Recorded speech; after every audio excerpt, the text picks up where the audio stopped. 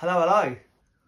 Well, after last week's video on Oasis, I've quite enjoyed a lot of the comments that have been coming through and what have you from you. So I thought I'd try and carry the conversation on about Oasis a bit more this week. And obviously from someone who's not a massive fan of Oasis, I was kind of thinking, how could I do that?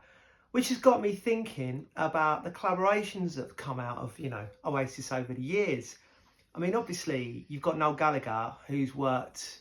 Well, he's done a couple of tracks with the Chemical Brothers, hasn't he? He did the Setting Sun, and he did Let Forever Be.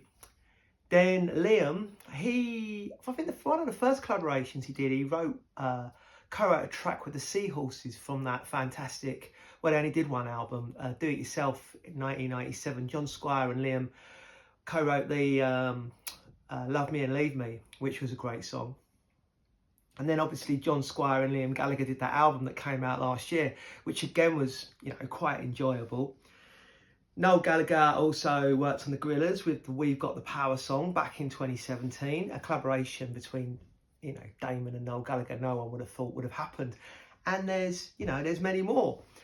Obviously, one of the kind of most famous ones, I suppose, was the War Child one, the Smoky Mojo filters for the War Child album in 1995. Again, 30 years old this year, keep going back to 1995 and what a massive year it was. But the Smoky Mojo filters were Paul Weller, Paul McCartney and Noel Gallagher doing a cover version of Come Together, which is quite epic. But that's kind of where my brain goes to. And so when I'm thinking about collaborations and I think of Noel Gallagher, I think of a band that you probably aren't thinking of. I'm thinking of the Monkees. Now, this album, Good Times, this came out in 2016, 12th studio album by the Monkees, and it was to celebrate their 50th anniversary. Now, obviously, the Monkees made famous, basically, they were, after the success of the Beatles movie, A Hard Day's Night, in America, they decided to make a TV show about a fictional band, and they created the Monkees,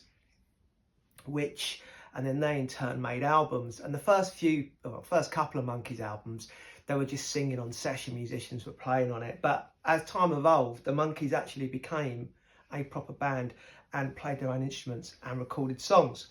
So this album came out around, well, like I said, 2016. The first song that I heard off of it was a song written by Rivers Cuomo from Weezer. And the album had kind of a familiar feel about it.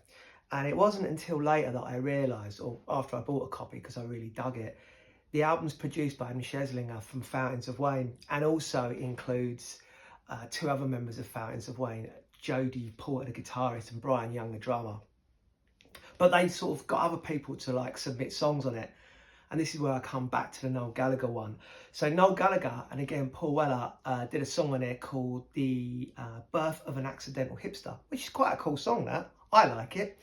And I'm kind of thinking there's a chance that you guys might not have heard it because it's not as famous as the other ones that I mentioned.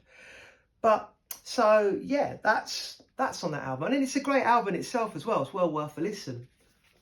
But it's got me thinking, there are so many collaborations that Oasis have done, or members of Oasis have done.